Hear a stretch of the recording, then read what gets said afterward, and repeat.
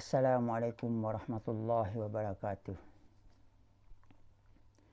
Innal hamdalillah nahmaduhu wa nasta'inuhu wa nastaghfiruh wa na'udzu billahi min shururi anfusina wa sayyiati a'malina. Man yahdihillahu fala mudhillalah wa man yudlil fala hadiyalah. Asyhadu la ilaha illallah wa asyhadu anna Muhammadan abduhu wa rasuluh. Ya ayyuhan nasu taqu rabbakumul ladzi khalaqakum min nafsin wahidah wa khalaqa minha zawjaha wa bassa minhuma rijalan katsiran wa nisaa wattaqullaha alladzi tasaaluna bihi wal arham innallaha kana 'alaikum raqiba.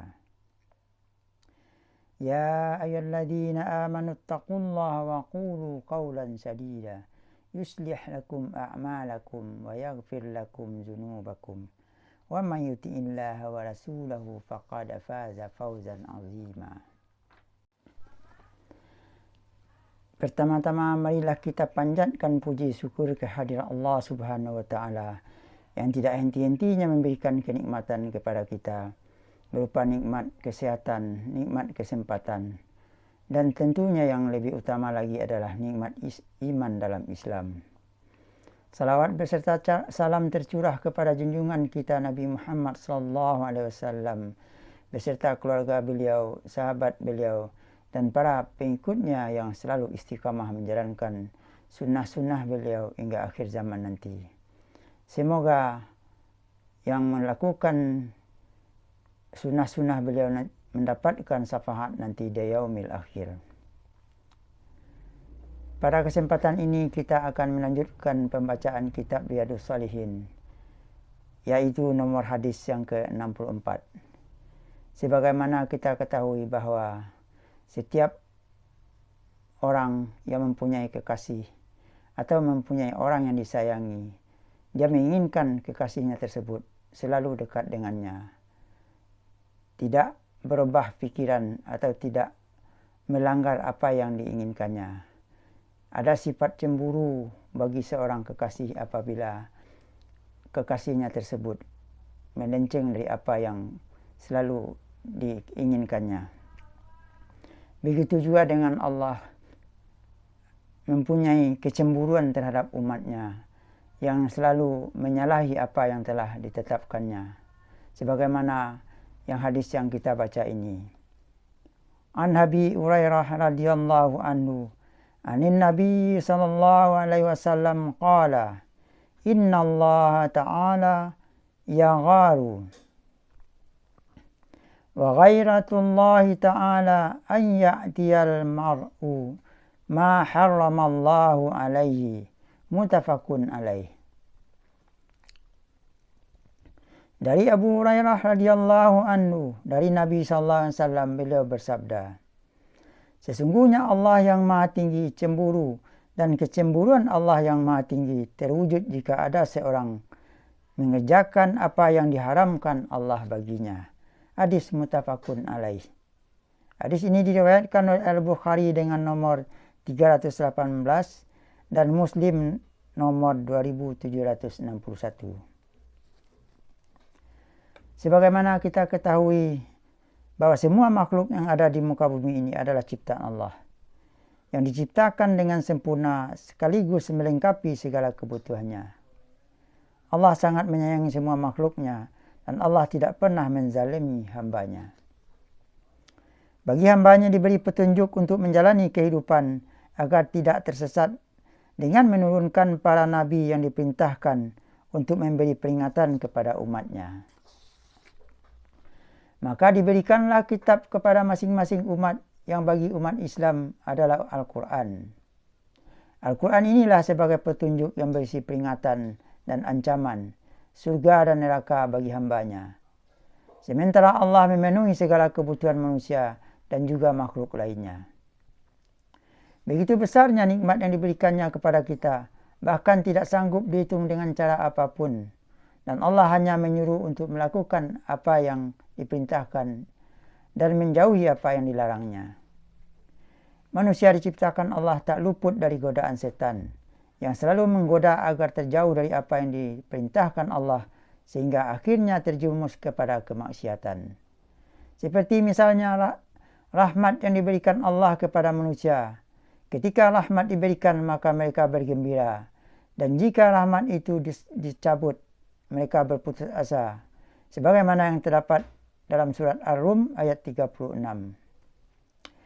Wa idza adaqna an-nasa rahmatan farihu biha wa in tusibhum sayyi'atun bima qaddamat aydihim idahum yaqnatun. Dan apabila kami rasakan suatu rahmat kepada manusia, niscaya mereka gembira dengan rahmat itu. Dan apabila mereka ditimpa suatu musibah atau bahaya yang disebabkan kesalahan yang telah dikerjakan oleh tangannya, tiba-tiba mereka berputus asa. Inilah salah satu contoh manusia yang disampaikan Allah, bahwa manusia itu selalu mau menerima enaknya saja. Ketika rahmat itu dicabut, mereka pun berputus asa. Ketika berputus asa itulah sebenarnya sudah masuk perangkap setan dan kemudian melupakan Allah. Pada ayat 33 dan 34 surah Ar-Rum dijelaskan juga sifat manusia. Wa idza massanna sadurrun da'aw rabbahum munibina ilaihi thumma idza adaqahum minhu rahmatan idza fariqum minhum bi rabbihim yusyrikun liyakfuru bima atainahum fatamatta'u fasawfa ta'lamun. Dan apabila manusia disentuh oleh satu bahaya, mereka menyeru Tuhannya dengan kembali bertaubat kepadanya. Kemudian apabila Tuhan merasakan kepada mereka sedikit rahmatnya, tiba-tiba sebagian dari mereka mempersekutukan Tuhannya, sehingga mereka mengingkari akan rahmat yang telah kami berikan kepada mereka. Maka bersenang-senanglah kamu sekalian, kelak kamu akan mengetahui akibatnya. Inilah contoh yang disampaikan oleh Allah, bahwa manusia ini apabila diberikan sedikit rahmatnya, sebagian dari mereka mempersekutukan Tuhannya. Sikap melupakan Allah inilah yang menyebabkan Allah cemburu, sebagaimana yang disampaikan pada hadis ini. Hanya dengan sedikit rahmat yang dicabut, maka senantiasa manusia langsung berputus asa. Adapun kandungan yang terdapat pada hadis ini adalah: pertama, seorang hamba berkewajiban menjauhi segala bentuk kemaksiatan, karena kemaksiatan dapat menyebabkan kemurkaan Allah yang maha suci lagi maha tinggi. Hal ini tegaskan dalam surat An-Nisa ayat 47. Ya ayyuhalladzina utul kitaba aminu bima nazzalna musaddiqan lima ma'akum min qabli an natmisa wujuhan fanarudduha ala adbariha aw nal'anahum kama la'anna ashabas sabt wa kana amrullahi maf'ula.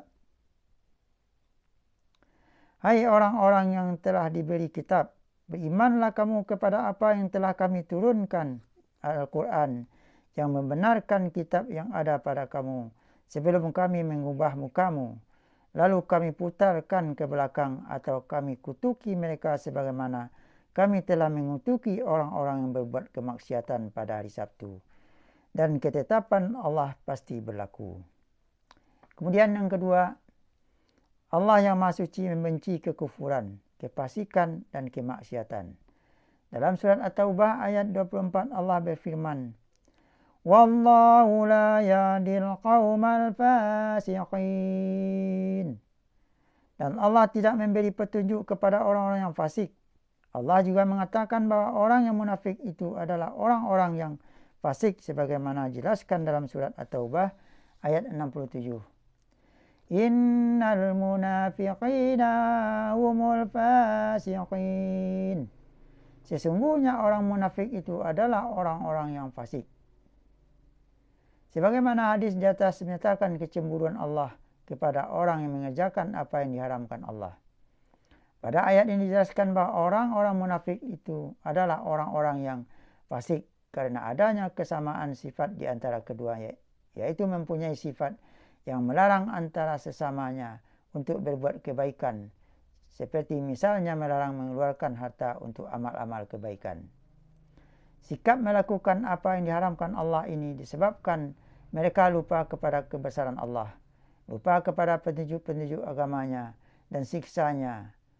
Lebih tegasnya, mereka lupa mendekatkan diri kepada Allah dengan menaati perintahnya dan menjauhi larangannya. Inilah hadis yang dapat kita baca pada kesempatan ini. Bagaimana Allah mempunyai kecemburuan kepada hambanya yang tidak mau mematuhi apa yang diperintahkannya.